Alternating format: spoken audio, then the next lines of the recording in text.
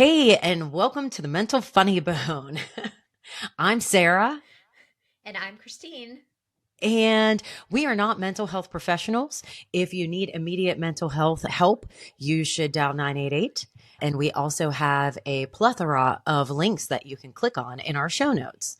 I'm not sure if five equals a plethora, but we're going to go with it. I think, relatively speaking, five is plenty. Five is Okay, plenty. plenty. So we have plenty of links. Feel free to check those out. Christine, do you want to talk about Becca or do you want me to talk about Becca? You go ahead. You're good Okay. at talking. Just so everybody knows, we've got our intern with us today, Becca. She's in the background. She's on mute. We're not letting her talk. Nah, I'm later kidding. She's, when she yeah. grows up. When she grows up. So, So Becca's with us. She's in the background. You might hear us as we record tell Becca to write something down or keep us, I don't know what, I don't know I yet. don't know So what we tell the interns. Get us a cup yeah, of coffee. I'm not sure. coffee is kind of difficult. We've talked about that before. We're geographically challenged. Yeah. So anyway, Becca's in the background. Thank you for joining us, Becca. Yay. Becca the intern. Woo woo. Yay. Okay. We're going to start. I'm sorry. I'm going to do that because I have the wrong thing up here. I like it when you Um, point the camera at your microphone. okay. So I'm going to start out with some fan mail today. We really didn't have fan mail, but I just wanted to make some comments on some Facebook stuff after our Michelle Capot's interview. That seemed to be everybody really, really enjoyed that. Our friends at March 4th, Jackie and Ed, put a little post. This episode was awesome. Thank you for sharing. And then they also shared it on Facebook. So thank you guys for always being so supportive. Another one of our, what's the word? Dedicated. I was going to say committed. Dedicated followers, Heather S. noted on Facebook, I really liked listening to Michelle. She gave me so much to think about from meditation to the words we use. Thank you. So again, thank you, Heather, for following. And then Jamie M., another one of our very dedicated followers, she said, it was a hell of an interview. Love all three of you. And I'm so proud of all of you for doing your thing.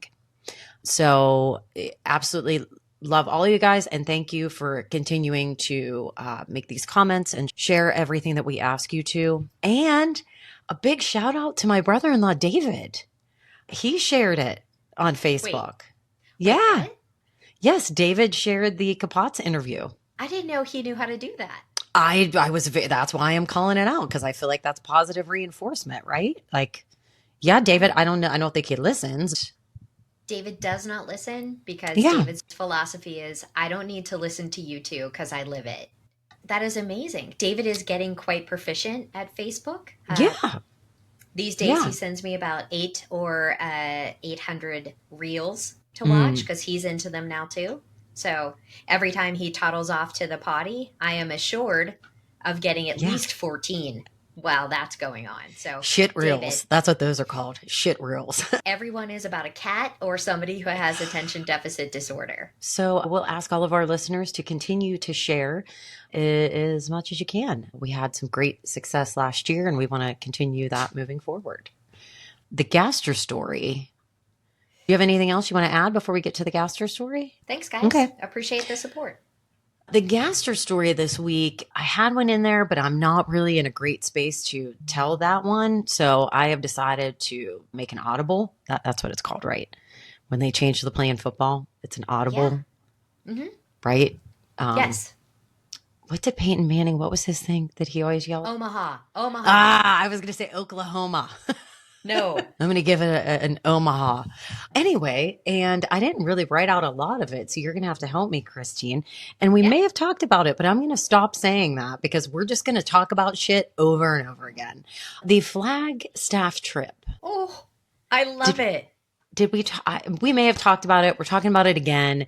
When we lived in Arizona, Flagstaff, for those of you who are not familiar, Flagstaff is the cold place. I don't know. It's on a The mountain. That's cold, where you go the cold skiing. place. Yeah, that's where you go skiing. You live in Arizona. If you live in Yeah, Phoenix and you want to go to the mountains, you just head north and you end up in Flagstaff. It's you also go to on Route Flagstaff. 6. If there are any old timey people listening, when you would travel across the country, you would drive on Route 66. You'd get It your was a kicks. on Route 66. Also a Hmm. Depeche Mode song that I think was a cover of a real old song. So Yeah. There you go. That's what I know about Flagstaff before I moved to Arizona. I said, when you said it's on Route 66, I was like, like I knew. Right. I don't fucking know. I don't even, it's up a mountain. Anyway, we went to Flagstaff and am I going to combine two stories? Did we go to Yes. Flagstaff and do the These are skiing? two different stories. You can So tell them both. why did we go to Flagstaff with Grandmaster? That was just to take Grandmaster to Flagstaff? Yeah, because yeah, we needed to get out of town. We were going to Sedona. Okay. Anyway, so it was just the two of us and we needed to get out of town. And we did Taekwondo at the time, and Grandmaster was like the head of everything at Taekwondo. And I don't know what type of event we did, but we got, or you got, or I got, I don't know, somebody got a Grandmaster statue. We both Uh, got trophies yeah, and the because it was like, Grandmaster is standing very stoic with his hands crossed, as you should, to show respect to the Grandmaster. I don't know, okay, but it was just this gold statue. Anyway, and we decided to take him to Flagstaff with us and drive around and get him out of the car and place him in areas and take pictures. This the time that we stayed in the creepy Shining Motel, and yes, we got kicked out of the bar. yes, yes, all of it. We had breakfast with Drew Carey. There were a whole Yeah. series of events, but I Yes. really feel like we glossed over the fact that I have a black belt in Taekwondo. I feel like we just skipped that. I have a recommended black belt. And I want everyone to know that hmm fun fact about me is that I do have a black belt in Yeah. Taekwondo that I hmm earned by taking classes hmm at the ATA School of Taekwondo in Yep. Arizona. When you moved eventually out to Phoenix, Uh-huh. you worked at the ATA Taekwondo studio I did. selling memberships I and black did. belts to children. Yeah, So that was my job. That was my job. I think you glossed over it a little too quickly, and you made it Oh. all the way up to recommended black belt, which is almost Yeah. black belt. Yeah, it was all kind of rushed because I worked there, and then they wanted me to teach kids, and then I realized I didn't like the kids, and that led to me having to change my whole major in school. It was a lot. There was a lot going on in that period of my life. Not I'm on the fence of what was good and what was bad about it. But anyway, so I mean, we go to Flagstaff. We check and I into a think hotel. again you're glossing over the fact that we went to a Karate Kid style tournament, which is where we won these statues of What you Grandmaster. really need to do is just tell the story. So No, I feel like you're just glossing over some nope, of the important nope, you're tagged details. in. Nope, No, you're don't tagged be in. like that. Don't No, be you're like tagged that. in. You're done. I Fine, tagged you. fine. This might have been the tournament we went to where there were always very limited grown-ups at these tournaments, as you Yep. can imagine, because it's That's how we mostly got trophies. an activity for children. Yeah. I was 29 at the time, and I was in an age group with someone who was 18, I believe. You were This younger than that because I was 21. 26, 27. I was 26. early Yeah. mid 20s, mid to late 20s. We'll go with that. There were several years. Like you just didn't walk up and they handed you a black belt. It took like a couple of years for me to get the black belt of Mhm. dedication, determination, and knee surgeries. Different story. So I squared up against this 18-year-old girl, and they said fight, just like they do on the Karate Kid. And then you fight, and she kicked me in the head. And you get like 3 points for that. You're like racing to 9 or whatever. So I Yeah. stood back, and then she kicked me in the head again. Same thing Yeah. happened.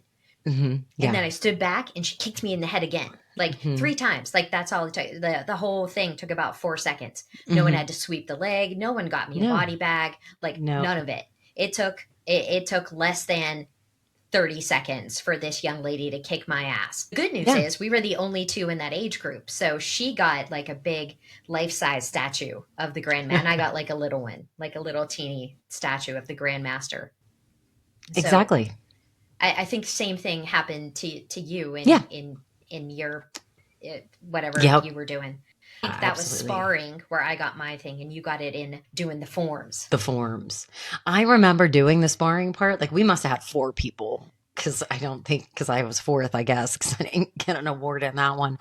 And Yeah, I remember laughing. And I feel like that was never a thing that anybody wanted you to do because everybody was so So serious. The serious. same thing, like right to the head. And I was like, oh shit. And then it happened again and I laughed. I was like, huh, you think I'd learn? And I don't think anybody there, like the ref or my opponent, thought I was funny in the slightest, which made me laugh harder. All right, so we collect our little statues, and I think spring break, like I don't know why. I like no one was chasing us. Like we weren't being hunted by the mob or anything. Like we didn't have to get Yeah. out of town. We just decided we wanted to head up north without Michael. Yeah. And yeah, we get to Flagstaff and we check into what I think is the Bates Motel. It was I'm terrible. It not was fucking terrible. No wonder I got so drunk that night. That was the only way I could sleep in that fucking there's place. it is a very classic old hotel in Flagstaff, and Mhm. I'm sure if you're listening from the that area, you know the hotel we're talking about. Everybody like kind of like, oh, it's so nice. But we go out, and apparently there's a nightclub in Mm. Flagstaff for people who have been skiing. So we go there, and we have a couple of soda pops, and we are dancing at this nightclub like we do in the '90s. Mhm. Like I'm sure that there's, Yeah. I'm sure they played Hootie and the Blowfish at one point at a dance club. Yeah. Mhm. And it's the end of the night, and it's time for everyone to go back to their creepy ass shining hotel where obviously some twins are going to drown in blood and ride their Yeah. little tricycles down the hallway. Yep. For some reason you had been paying for the drinks, and Think it was just let's see which which one of our cards was going to work at the end of the night. how are we so bad with money? How Throw them both up there, see which one sticks. try not to put any drinks on that card, the advice. And you were a little bit bitter that the bar was going to close. you Yeah, were I you were don't know like, what I thought was how. Oh, I think because we were in the mountains, they closed at like 1 instead of 2, and I was like pissed off about it. no, they all closed at one. They all closed at one. But maybe they were attempting to shut it down a tick early, like I at don't know. twelve Yeah, fifteen. You were like, listen, and like it you had wasn't your done. hands on the Mhm. bar, and Yep. I don't know what you were standing on, like if it was like the little rail around it, but you were up, Hmm. and you were like, listen, I am not leaving here until you spell out. Yeah. And this guy went OUT, and you were thrown off your game. Like I don't know if you expected him not to be able to spell. Like I'm not I sure have what. no clue where this came from because I can't like it happened after this. Like I think after this it was just a joke. Like, no, I'm not leaving until Right. you spell out. Like, but I don't know where this came from. I don't know why I would ask any like what was there a movie? Was there something if anybody is listening that may have known me back then that Like has what? any clue where I took this from, please let me know because I have obviously scrapped it from my memory. But I don't know what the point was. I don't know what I was trying to do. You you thought you were a character in whatever movie this is from. And then when the Yeah. guy was like, all right, OUT, OUT. I was like, fuck. you're like all Mhm. deflated. And I think he tried to hand back your card and you just walked away. Yeah, I don't know. I don't You know. were, And then we went to breakfast and that's when I realized that I didn't have a card. Did we right. make those guys pay for the Yeah, we breakfast? sure did. Yeah. Yeah, we did. Yeah, we did. So yeah, But so we went to breakfast with Drew Carey and his buddy because those are the type of people we picked up at the bar. I don't recall. It's been a while, so I don't recall whether we met them on the walk to the diner or if we just went there and sat down with them. I'm not sure. I feel like for the sake of a story, it sounds great if we show up and like, hey, there's 2 seats and just sit with these guys. Because it wasn't like we're trying to make out. Like they weren't trying to make out with us. No, We weren't trying to make out with them. we It were wasn't. We just strangers. we just wanted to have some breakfast. We were hungry and wanted eggs, hash browns, bacon, and a Coke. Not even eggs. And apparently you didn't have any way of paying. I don't know why, but my card was at the bar. That place was shut the fuck down. So yeah, so they bought us breakfast. I think they offered. I think that when you said that your credit card was left at the bar, they just assumed we were destitute and needed help, Yeah. which kind of Yeah. makes sense. Yeah. I I think, think the next day is when we drove around with Grandmaster. And this was KF motherfucking C trip, wasn't it? yes, I was just going to say it. Apparently we didn't get enough food at breakfast. Mm-mm. So we went back, and I think that we left the lights on in this creepy ass motel room where like the paper's peeling slowly off the wall. I was like, It we was can't turn the probably lights off. me. Like I'm not turning the lights off. I think either of us There were be two single beds, and I slept in the single bed with you. clinging on to me like I was going to do anything against the ghost and the paranormal. Just pretend it's not happening. Fun. I have a side story. Feel free to take it out if we need to. But I saw a Becca. reel. I saw a reel. I feel like it's a good one though. You might just have to go and watch it. It was an Ellen DeGeneres one, and Kevin Hart was on the show, and she was talking about ghost hunters, and he was like, "Who's hunting ghosts? What are you talking about?"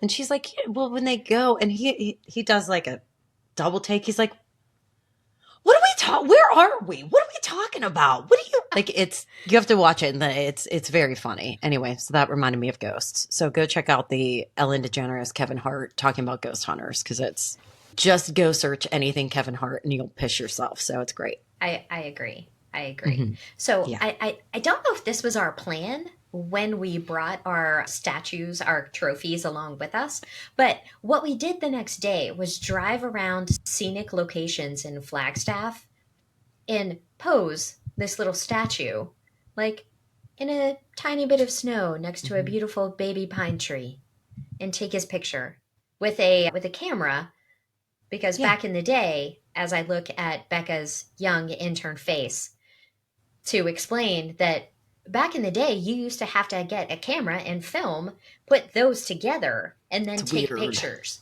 So weird. Right, Right. Mind blowing. Mind fucking blowing. right. I don't Mm-hmm. even think I had a cell phone at this point. No, I didn't have a cell phone until I They moved were back home. they were huge, huge. Yeah. Yeah, no, Um, absolutely not. I had a beeper. oh my God, paging Yeah. Dr. Sarah, paging Dr. Sarah's sake. So, do you have any of those pictures? I have, I don't know. Because I'm pretty sure I do not. Like I think of all this shit we did and how much of it. Like I always say, I'm glad we didn't have cell phones, But I because would really like to there's have shit that I that. did not need to get caught on film. Right, right. But there's some shit that I'm like, man, I wish I did have a cell phone, because It those was fucking funny. pictures would be That amazing. that photo study, if you will, Mhm. of Grandmaster on his journey from Yeah. Flagstaff to Sedona, Hmm. and watching him enjoy the vortexes and Yeah. the realignment of his chakras in Sedona. He felt really, really comfortable and at home in all those trees. He did. He He likes did. the He's nature. right. Yeah. We laid him out on the pillow. I think he took a nap. He took a nap while we were at the bar. Oh my God, I wish everyone was us so that they could appreciate how funny this is. You were 26 years old. I was 21, and we had basically had a trophy that we were treating like a baby doll. I was a professional. I had already graduated. I was working in my current field, FYI. This Oh is my why God. I don't know. I feel There you bad are. for people who don't have these experiences. I do too. Anyway, Freaking hilarious. so Yeah. that's Grandmaster. Oh, on our way out, we were hungry. Oh yeah. And neither of us really had a whole ton of money, so we're driving past the Kentucky Fried Chicken, and I was like, "Should we stop? What do you want to eat?" And she was like, "Sarah, It would be me. KF motherfucking C." Yeah. I I was was like, "Yes." super excited about it. I had never been, nor have I since then, been so excited about KF motherfucking C. I was hungover, so that just like all of it seemed right. Yeah. Looking forward to chicken. Yeah. Yep. Let's jump back in to our friend Michael Gervais. I think the last time I was bragging because I remembered the name of the book. And now the first rule of mastery is the name of Done. the book. Very good. Very good. I have to interject real quick. Macho just came in with Humper. For those of you that don't know Humper, Humper is a puppy, a stuffed puppy, a fake puppy, not a real puppy. That, It's well, Macho's you use your girlfriend. imagination. His name's Humper. So there you go. Boyfriend. Okay. So we've done 4 chapters of the first rule of mastery. And we talked all about FOPO, the fear of other people's opinions. And we've talked about how that is an actual fear response. And we've talked about how getting yourself in a cycle of FOPO takes away from your ability to do really great things because you're so constantly in this cycle of fear and adjusting your behavior and making sure that you're fitting in and that no one in the crowd is giving you signals of not being good enough or whatever. And kind of how damaging that is. And then last week, we spent a good deal of time talking about identity, talking about how important it is to understand who you are as a person as a way to avoid getting in these FOPO situations. So this week, we're going to talk about chapter 5, which is outsourcing your self worth.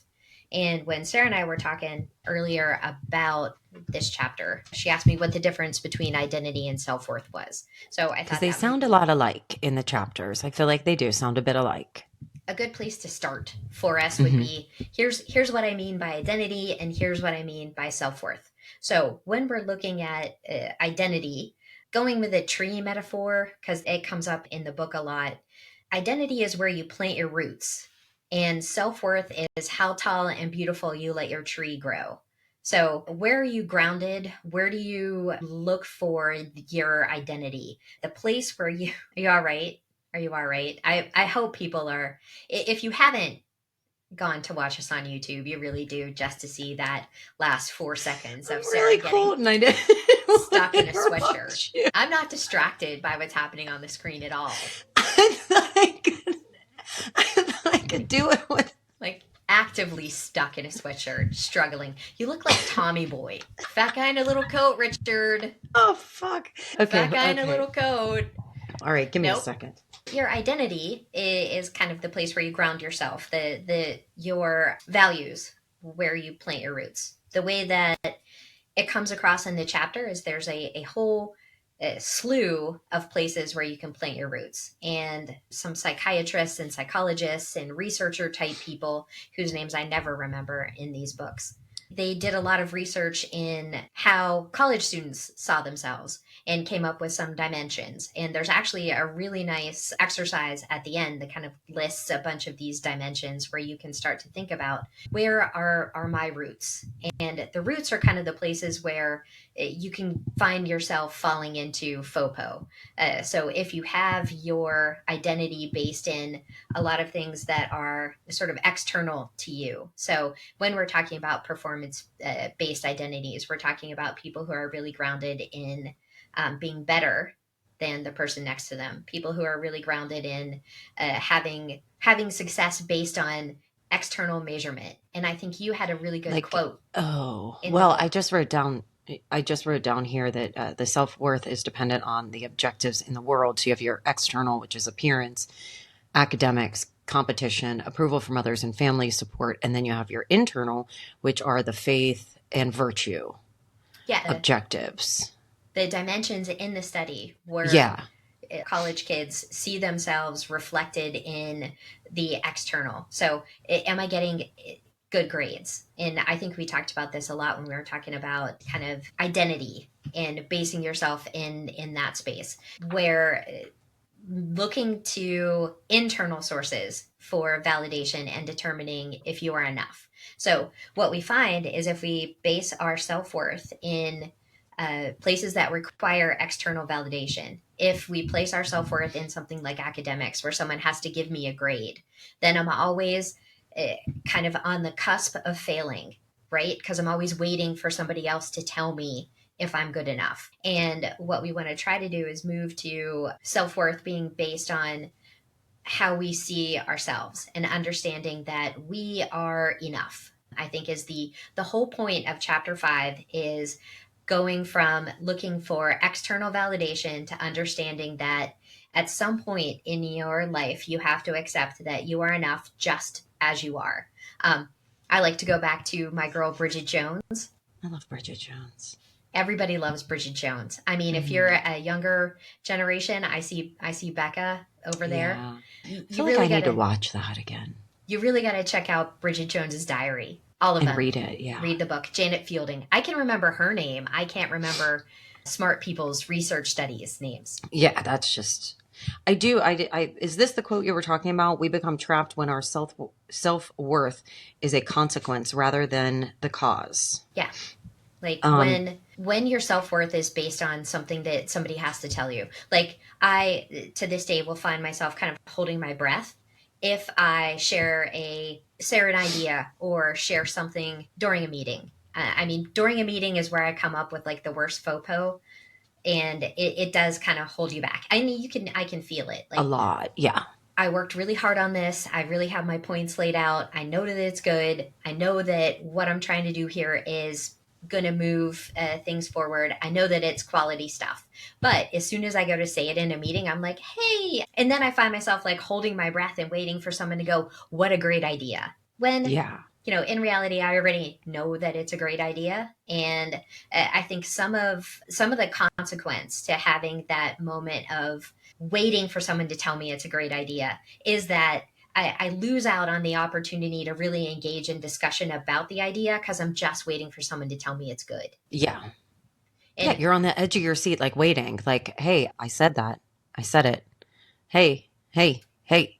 right, And I mean, most of the, at least with me, most of the time, like they're good ideas, but it's nothing that's right, going to be like meeting stopping. right.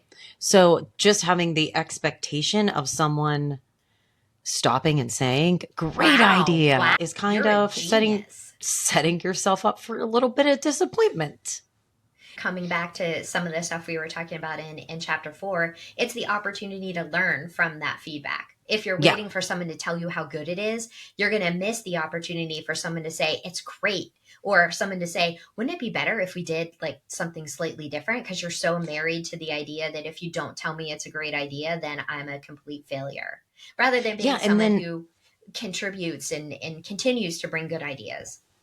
Sorry, and I that also, cut you off. no, but it also leads to immediately you go on the defensive. If anybody has any criticism, instead of hearing that feedback, you're immediately thrown into that zone of, oh my gosh, I'm a terrible human being. I'm the worst. I need to defend this. I need to make it right. And that's not what it's all about all the time. There are dimensions that he lists in the last, like the last little taking action part of the chapter, and I Yeah. found it really helpful to kind of read through there. And what I tend to do is think I'm better than I am when I do little exercises like that. Oh, And yeah. I'm like, oh my god, I so don't care about what people think about what I look like, Yeah.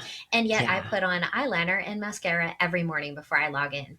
And But I'm going to defend that. I am going to defend that because, like, I have my eyelashes on, and people would see that as me getting my eyelashes done because I want to look a certain way for someone else. But that's not, I mean, I can validly say that I have these eyelashes on my face because they make me feel better. And yeah, if I feel better, I do a better job. So there are things like that as well. There are people who do a lot of shit for other people, but there are people who validly do shit for themselves.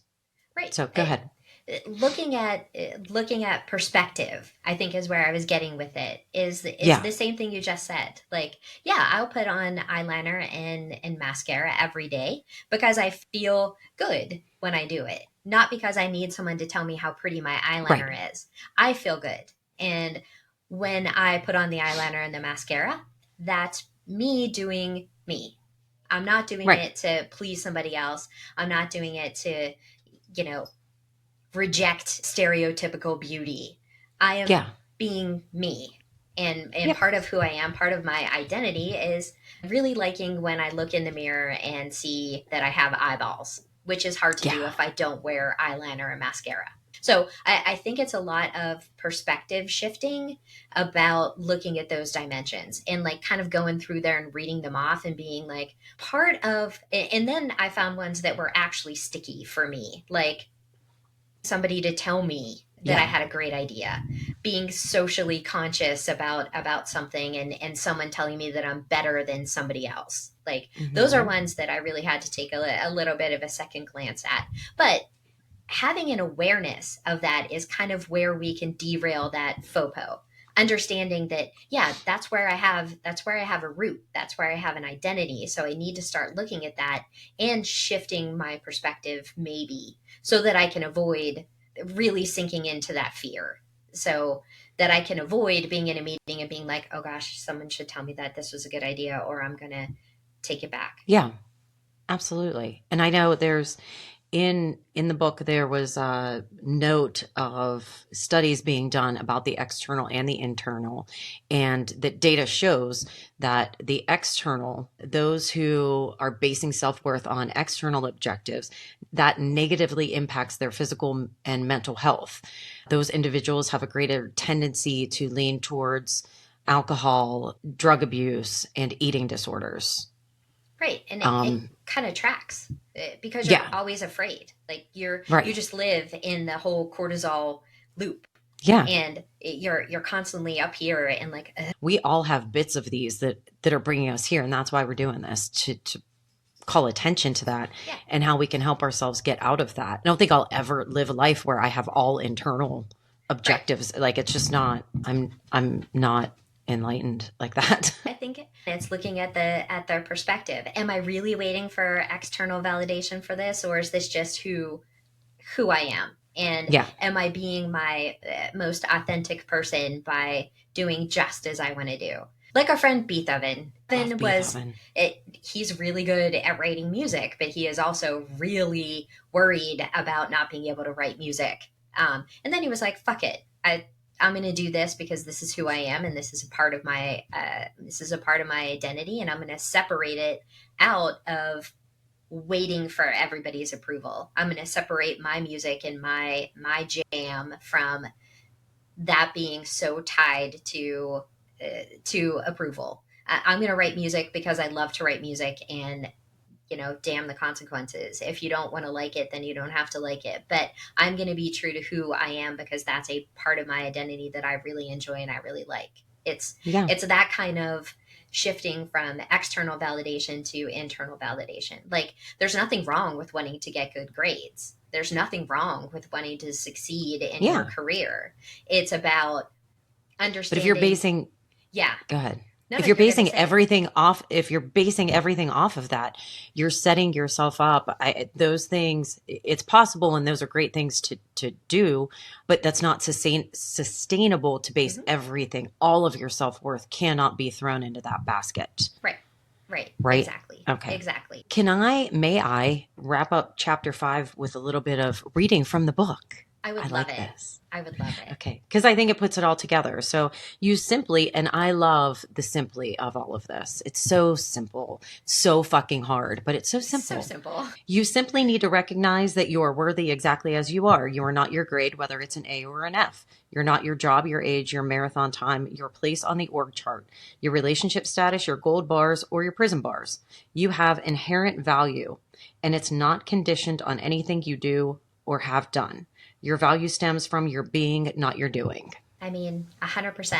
Looking back to our girl Bridget Jones. I mean, I'll kind of tie those two quotes together. There's a Did we point. get to the Bridget Jones I don't quote at think I all? I don't think think that I we don't did. think we did. This is why we need Becca. But I will attempt to bring it up Okay. here. So there's a point in the story where Bridget is always trying to be something for somebody else. She's writing in her diary, and she's like, I smoked 800 cigarettes. I weigh I love her. 9,000 pounds. And Love she's her. always anxious about it, right? And at some point, Bridget decides that, enough with that. Enough with trying to date my boss. Enough with trying to impress everybody. Enough with all of this. I'm gonna get a job. I'm gonna do my job. I'm gonna have my friends. And when she decides that, she ends up with a surplus of everything that she wanted before, and she ends up having this dinner party at her house with all of her weirdo little friends, and And she puts each the leeks in the soup. there's blue soup. If you haven't seen it, you got to check it out. There, all of her friends are eating her blue soup that she has tried to make, and they one of them gives a toast and says to Bridget, "We love her just as she is." And it's the same thing. Like, when you can appreciate yourself and your gifts and what you are in a way that doesn't depend on somebody else's opinion. Like, Bridget finally understands that she is a full and complete person if she doesn't have a boyfriend, if she stays a singleton forever, if she makes blue soup because she screwed something up. Like, I love blue everything soup. about that makes Bridget Bridget, and everything about Bridget is wonderful and appealing just as she is. And it I saw that movie and read that book at a time in my life when I needed to hear that. And it's so fun to kind of see those lessons come back. We need to go back and read it. Like, I feel like it was a really, like, it was right at the same stage. I Right. remember going to the movies by myself, see them. Like, I felt like it was very liberating. It was Yes. very liberating. So Right. Good stuff. Good stuff. And Hugh Grant, definitely easy on the eyes. So yeah, yeah. You can't lose with a Bridget Jones, no. just as she is. I think that is the secret sauce. All right. Are you going to Anyways, chapter 6? Yeah, chapter 5. Find out who you are. So chapter 6 kind of moves us outside of identity and self-worth and starts talking about the neurobiology of FOPO. And there are some concepts in here that are really fascinating. So again, there's a science guy, and he does a bunch of experiments, and those experiments are what happens in our brains when we're doing things. So what happens in our brains when we're doing little tasks? What happens in our brains when we're doing big tasks? What happens in our brains when we stop doing those tasks? And one of the sort of groundbreaking things that he came up with in the 90s, so right around this same time, was that your brain never sits still. Like it's engaged and firing when you're doing a task, a complicated, hard, mentally challenging task. And when you flip over to not doing that task, when you're like just have an idle brain, there are different parts of your brain that are working equally as hard. So your brain is never quiet. Your brain is always throwing things at you in your Sarah, your NMN, neuro DMN, default neural mode network. default mode network, DMN. Default mode network. Cool. Yes. So even when you're just sitting still, these things are firing, and it turns out this might be where all of our FOPO, where all of our quote unquote suffering comes from, because the tendency of those just churning in the background kind of default network is that it asks all kinds of questions that aren't that great. If you let your mind just sit here, it'll constantly ask you questions. It goes about to the shitty things. why you weren't good enough. Like, right. Yeah, they talk about it at the beginning, like the studies that they did. It shows that people are actually happier when they are focused on a very specific task and they're doing something that's more challenging. Like, we think, like, I'm stressed out. I don't want to do, like, I just want to sit down and not think about anything. Well, that's not fucking possible.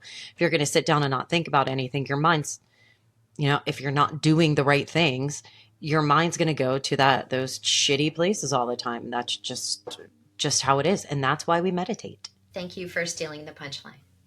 Okay. Sorry. I mean, it is my week to lead. Sorry. And you ruined it. You ruined it. Okay.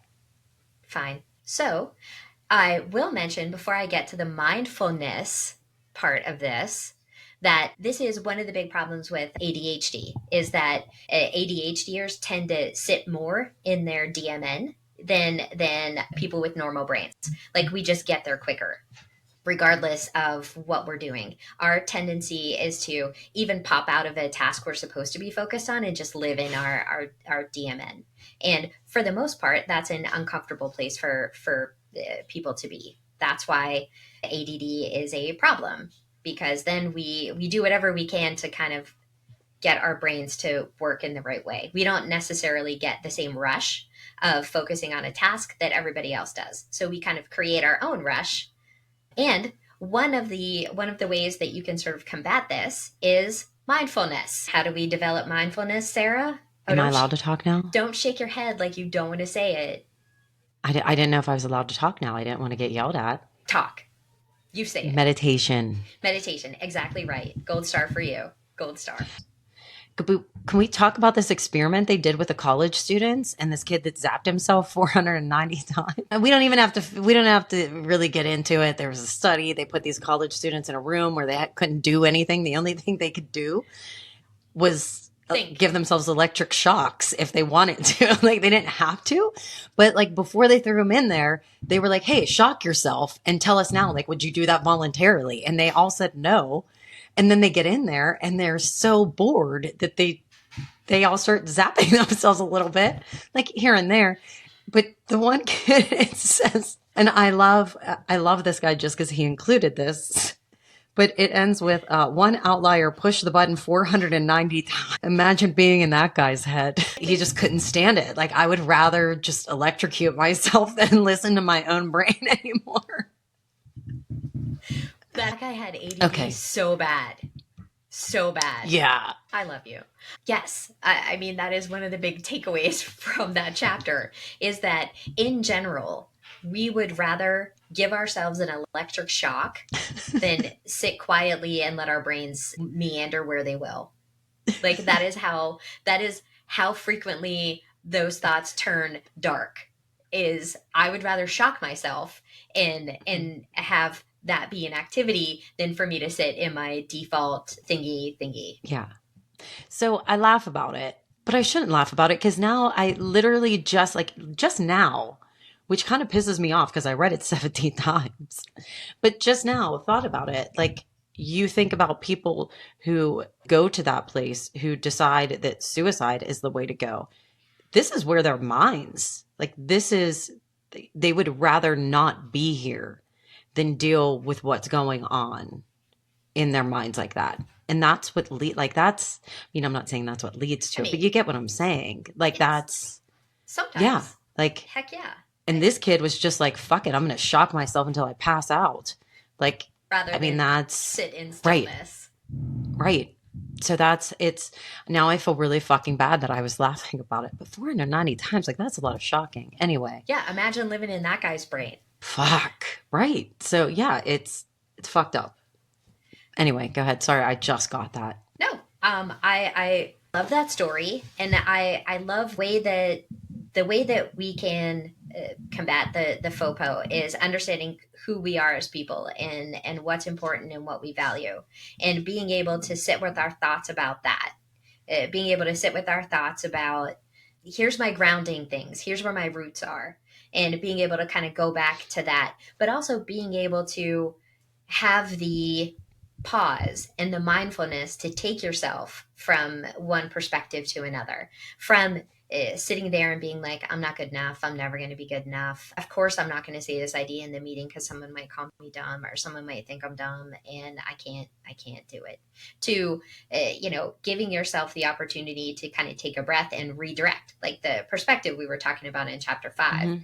And the way you do that a lot of times is being mindful and giving yourself the heartbeat to say, I don't need to shock myself right now because, yeah, I'm bored and, yeah, I don't like the direction my brain is taking. But these are thoughts that are in my head and they are not real. They are transient. They are not the part of me that I ground myself in. These are things that are coming in and out of my consciousness all the time. And I can choose to give them attention or I can choose not to give them attention. I think that is one of the most powerful things that I'm finding in meditation is that you do give yourself that pause to make a good decision. You do give yourself that pause to align yourself with a value. Like, I don't have to pay attention to that thought about how I'm worthless because I have to put on eyeliner. Like, don't be silly. Like, I don't have to give credence to any of these thoughts that are coming in and out of my consciousness when they do. I can make that decision because I am more mindful than I was a week ago. I mean, and if you think about how hard we fought the meditation at the beginning, if you think about how Mm-hmm. hard we were like, I can't do that. I'm like, there's no way Yeah. I can sit quietly. There's no way I can sit in Well, this room and not shock myself. I just think of like things I heard at the beginning. Like, I think one of the first things I listened to was Dan Harris's website podcast where he did with his brother, Yeah. talking to, because his brother was very resistant to meditating and blah blah blah. Anyway, I remember one of them talking about your thoughts being the waterfall and you being behind the waterfall, and I was like, the fuck. Like, this, geez, I needed way more gummies to figure this shit out. And I didn't need to. I didn't even need the gummies. I figured it, like, those are, like, that makes sense to me now. Right. And the fact that that's protective of FOPO is not a surprise to me at this point. understanding who you are, and having the gap. And I think we've talked about that gap through all of the books, like building atomic habits and having the gap, the space to say, yeah, I don't really wanna, but I'm gonna, is one of the things that makes that atomic habits work. I don't wanna take my meds every day, but I'm going to because it's a habit now. I don't wanna exercise every day, but I found a routine that works. And having the ability to work through, I'm just not going to do it, is what kind of that mindfulness creates. So this is what we need to remember when we need to get back into these routines after the holidays. Right. And this is something that Noah will want to argue with me after he listens to this, because he's already argued this point to me, because I said, I need to adjust my routine. Yeah. And he was like, no, you don't. You just need to get your mind straight that you're going to do what you were doing before and get back to it. And you just need to be mindful of that. And I was like, yeah, I guess so, but I'm going to adjust the routine. Yeah. I have the ability to adjust the routine because that one works better for me. But I mean, if you go back to Atomic Habits, and Atomic Habits is a book about building habits because it works. Like, the reason that book is so successful is because when you pay attention to how you're building the habit, it works. Atomic Habits isn't about forcing yourself to do shit you don't want to do. Right. Atomic Habits is about finding routines that work. And I think that's kind of how I explained it to him. Like, Right. okay, well, we got into those routines, and we both have kind of changed. Well, I've changed my routine a bit. Anyway. Yeah. Yeah. I mean, it always strikes me how everything kind of ties together. Like, mindfulness is important in not giving a fuck, right? Because you pick the things that are important to you, you pick your values, and then you give a lot of fucks about those values. And being able to build a habit around a value, again, it's mindfulness kind of weaving its way through everything that we've talked about until we get here. And we're like, oh, FOPO, ugh, no one likes it. Oh, you know how to fix it? Mindfulness. I read this one to you earlier, I believe, but I'm going to read something first. And this is just a study found on average, we spend nearly 47% of our waking hours in a mind-wandering state. I love it. From this, our real power lies in being able to choose where to place our attention and having the mental skills to do so, which is exactly what we were just talking about. Right. It's not motivation. It's not dedication. It's having that space to give yourself to make a good decision. So I want my superpower to be mindfulness. What kind of leotards would I wear for mindfulness? Invisible ones. Like my Buddhist robes or something. My outfit might be fun. It's a Buddhist monk. It's your robes. Your leotard is just orange. My leotard. Okay. Oh my god! I'll stop talking. I think we're done. I promise. I think we're done. I think next week we're gonna go into part 2, and I think the first chapter is one about Barry Manilow, and I know we're both looking forward to that. Exactly what. As soon as I turned the page and saw that, it's Barry Manilow and the Spotlight Effect. I was like, wow, does that sound fucking fun? I can't wait to get into it. Yep. And I'm leading that one, so I'm super excited about it. I am too. I am really excited about that. Yikes. And my ability to interrupt and interject the whole time. I interrupted you one fucking time. I don't need your sass. Remember that time early in the podcast when you didn't take your meds the one day and I was telling a story and you were like, and you weren't paying attention. And I said, what are you doing? Why are you not paying attention to me? And you literally were like, because you're not saying what you should be saying. You're not saying what I want you to say. You should be saying this. That never happened. The great thing about a podcast is we can go back to the tape. But we won't. Throw in my red flag. Replay. I can't believe you're going to call a replay on this. Nah, I'm too fucking lazy. I don't care. All right. So, right. Looking forward to all that. So tomorrow's Steeler game, is that a playoff game? If we lose, are we done? Are we done with the Steelers? Yeah. I mean, yeah. I got a sweatshirt that says Play Renegade, and I feel like I want to wear it some more. If we win, I feel like, and how I love to have faith in my team and all, but it will be a fucking miracle. A miracle. I can't imagine. They have to be a whole different team than they have been in the last 4 weeks. I mean, And I love that this is going to come out in like a few weeks. So Right. why would it be Everyone will done? already know. We'll be able to look back on this and be like, listen to the optimism. Listen to the optimism. Yeah. God bless you guys. I hope the Steelers are going to win the Super Bowl, and we'll come back to this episode. Right. And you know what? If they win next week, I'll be saying the same thing. If we win this one, it'll be a fucking miracle. I feel like we had a Super Bowl run where we ended up winning. Like we were like 4 games away from the end of the season, and we were like, we got to win at. And I think it was Ben Roethlisberger's first Super Bowl. Can't remember. I feel like it was The because I details are remember, I fuzzy. distinctly remember watching that, and when we beat the Patriots, like that was like because that was the game we were going into. Like there's no fucking way. Well, Yeah, so that was fun. So maybe that'll happen again. I mean, that's the fun thing about the sports is luckily, Sarah, this is not a podcast about football or Super Bowls. Yeah. Or dates. yeah, Or calendars. we're definitely not the Kelsey brothers. I mean, We're getting there though. We're getting there. Right. Got like 40 followers. right. Oh my God. And then Noah can have his own podcast Yeah, it'll be awesome. built off the success of our podcast. It'll be I love amazing. it. He'll love this. Yesterday he was talking and he was telling his, normal story and he went this, that, and the other thing, this, that, and the other. And I said, will you please stop saying this, that, and the other? He was like, I don't say that a lot. Go to the tape. Wow. Go to the Wow. tape. And he just sat there and laughed. I was like, just think about it for a little bit. And now every time you go to say it, and in the 2-minute conversation that followed that, he had to stop himself like 17 times from saying this, that, and the other. I mean, you open up a whole new perspective when you start recording yourself and listening to how dumb you sound. Yeah, it's pretty amazing. It's pretty fucking amazing. Like, every week, constantly amazed by the amount of editing it takes for me not to sound like some dumb. I don't think we sound dumb. Like how many Dumb likes? like gum. How many likes? How many ums? How many times do I repeat words just to change the end of the sentence so it doesn't make sense with the beginning of the sentence? A lot. A lot. It's fucking great.